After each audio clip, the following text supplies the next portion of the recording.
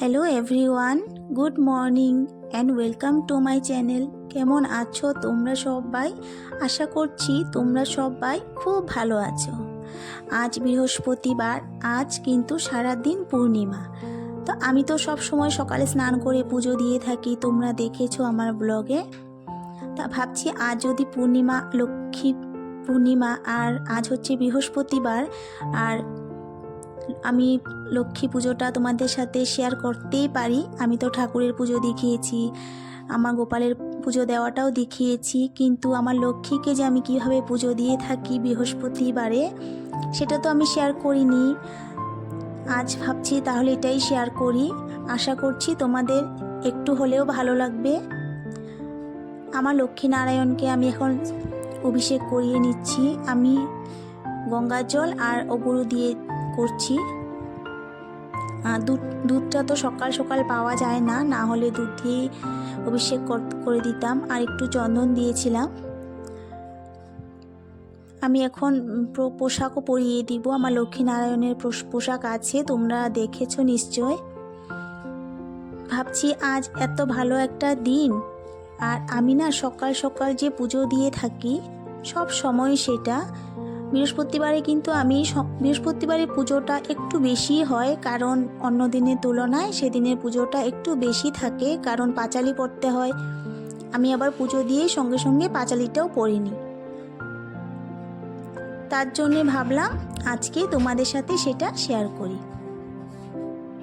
আর আমি কিন্তু একটা ভুল করে নিয়েছি, কি সেটা হলো কি, আমি না খুব তাড়াহুড়োর মধ্যে স্নান দান করে এসেছি, তো আর আলতাটা পরতে ভুলে গেছি। পরে না মনে পড়েছিল, যা আমি তো আলতাটাই পরলাম না। হ্যাঁ, কিন্তু পরে পরেছিলাম। তারপর আমি লক্ষ্মীনারায়ণকে এখন নিজের জায়গাতে বসিয়ে দিচ্ছি। আর এদিকে আমি ঘর যে পাতবো সেটাও রেডি করে নিয়েছি গঙ্গা মাটি দিয়ে। গঙ্গা মাটি বলতে এই তুলসীর মাটি দিয়েই আমি নারায়ণকে চন্দনের ফোঁটা দিয়ে দিয়েছি, আর মা লক্ষ্মীকে সিঁদুর পরিয়ে দিচ্ছি। এদিকে ধূপ ধুনো জ্বালিয়ে নিয়েছি।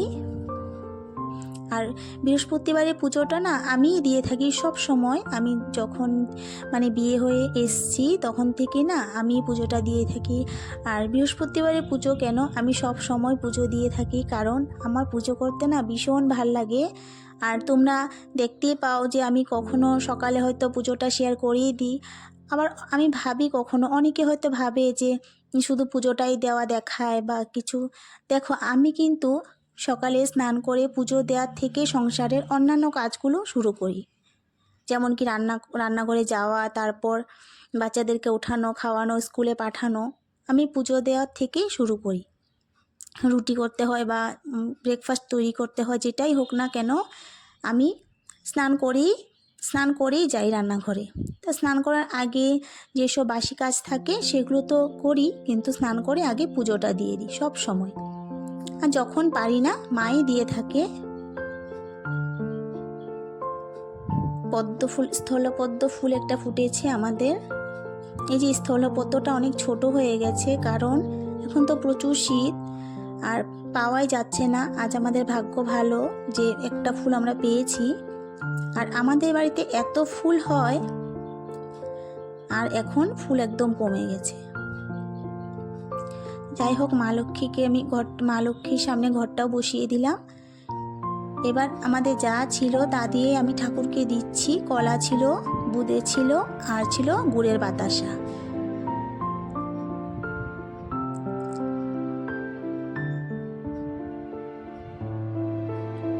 আর আজকের ভিডিওটা যদি তোমাদের একটুও ভালো লাগে, অবশ্যই একটা লাইক দিয়ে দিও, আর একটু যদি ভালো লাগে একটা কমেন্ট করে দিও, আর একটু বেশি যদি ভালো লাগে তাহলে চ্যানেলটা সাবস্ক্রাইব করে দিয়ে আমাকে একটু সাপোর্ট করো। এবার মা লক্ষ্মীর জন্য আর বড় মার জন্য পানের খিলি বানিয়ে নিচ্ছি। আর আমার বড় মাও লক্ষ্মী, বড় মাকেও একটা পানের খিলি দিয়ে দিই। আমি আবার আলাদা করে একটা বাটার মধ্যে যে তেল, সিঁদুর, কড়ি, তারপর মানে খুচরো থাকে, খুচরো টাকা দেওয়া থাকে, সেটা আমার বাপের বাড়িতে দিয়ে দেয় আমার মা। কিন্তু আমাদের এখানে যখন মা জিনিসটা দেয় না, তাহলে আমি আর আলাদাভাবে দিই না, মা যেভাবে দিয়ে এসেছিলো সেভাবেই আছে। শুধু পুজোটা আমি আমার মতো করেই করি, সেটাতে আমার মায়ের কোনো আপত্তি নেই, মানে আমার শাশুড়ি মায়ের কোনো আপত্তি নেই। আমি যেভাবে দিই সেটাতেই মা খুশি। আজ তো বৃহস্পতিবার, কাঁসা ঘন্টা বাজাবো না, তাই শঙ্খধ্বনি দিয়ে নিলাম।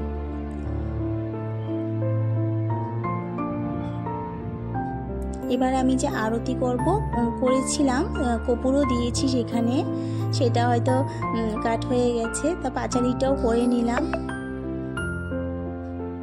এখন টাইম কটা বলবো, এখন হচ্ছে মাত্র 8:30, কিন্তু আজ দেরি হয়েছে। গুড়িয়াদের তো স্কুল নেই, বন্ধ চলছে, তাই একটু দেরি হয়ে গেছে। দেখো আমার পুজো দেওয়া কমপ্লিট। এই যে আমার গোপাল সোনা, ফুল একদম নেই। আমার গোপালের যে গোলাপ গাছটা, সেটার থেকেই গোপালের জন্য একটা করে হয়ে যায় ফুল, আর আমার জেঠিমার গোপালের জন্য একটা হয়ে যায়। তো এইভাবে পুজোটা দিলাম বাড়ির ফুল দিয়েই, খুব সামান্য ফুল। এতেই আমার মা লক্ষ্মী অনেক খুশি। আমি জানি আমি যে মন প্রাণ দিয়ে পুজো করি, ঠাকুর নিশ্চয় সন্তুষ্ট হয়ে থাকেন। তারপর পরের কাজগুলো সব করেছি, কিন্তু দেখাইনি। তারপর তো রান্না করতে চলে আসলাম, ভাত হয়ে গেছে। এদিকে ডালটাও আমি ফোড়ন দিয়ে দিয়েছি। আর নিরামিষে রান্না করব, ডাল করেছি। এদিকে হচ্ছে মটরশুঁটি যে বেছে রেখেছিলাম, আলু টমেটো দিয়ে পালং শাক দিয়ে একটা তরকারি করব। মা বলেছে এটাই করো, কারণ আমাদের এক জায়গায় যেতে লাগবে, 2টোর সময় দরকার আছে, তার জন্যই এরকম শর্টকাট রান্নাবান্না। আর তোমরা দেখতে পারবে আমাদের না নিরামিষটা একটু বেশি হয়, কারণ এই তিথি সেই তিথি পড়ে যায়, তো তখন আমরা নিরামিষটাই খেয়ে থাকি। আর এই যে তরকারিটা করেছিলাম, আমি রান্না করছি বলে বলছি না, মা বলেছিল, কিন্তু দেখলে তো কত ভালো হয়েছে। কিন্তু আমি না এইভাবে রান্না করতেই চাইনি, ভাবছিলাম কেমন হবে না হবে। আর বড়িটাও ছিল না, বড়ি দিলে আরও বেশি টেস্ট হয়। আমি না এভাবে মশলার কৌটোগুলো না মুছে রাখি, কারণ ধুয়েই থাকি, তারপরেও না মধ্যে মধ্যে যদি একটু মুছে রাখি কৌটোগুলো বের করে, তাহলে না ভাল লাগে বেশ দেখতে, আর কৌটোগুলো পরিষ্কার থাকে। আর রান্নাঘরে না একটু তেল ছিটে ভাবটা থাকেই, আর প্রতিদিন তো আর ধোয়া যায় না, তাই একটু মুছে মুছে রেখে দিই, আর যখন ধুয়ে দিই তখন ধুয়ে দিই। এই যে আমি পাশে গরম জলটাও করে নিয়েছি, একটু করে দিব, মাখা মাখা করব তরকারিটা।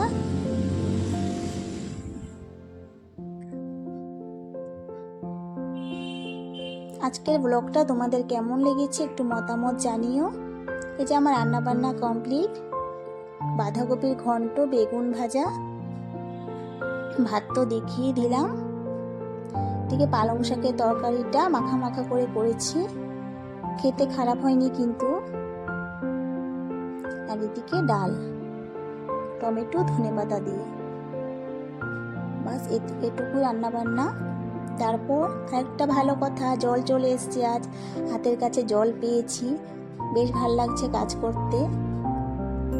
আর আগামীকাল শুক্রবার কাজগুলো আরও এগিয়ে রাখছি, এমনিতেও করে রাখি, তবু জলটাও পেয়ে গেছি, মনে ভীষণ আনন্দ।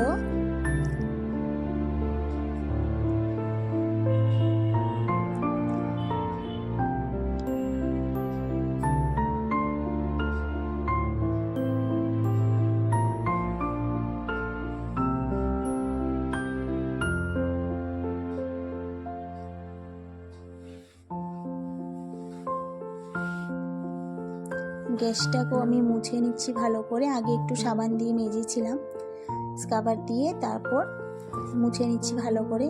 ডেলি করে রাখলে না একদিনে বেশি মানে নোংরাটা হয় না। আমি এই জন্য ডেলি পরিষ্কার করে রাখার চেষ্টা করি রান্না করার পর। একদিনে করব সেই পরিশ্রমটা আমার ভাল লাগে না, কারণ অন্য কাজ তো থাকেই, একদিনে এটা নিয়ে কেন বসবো। ডেলি যদি করে রাখি তাহলে একদিনের কষ্টটা হবে না।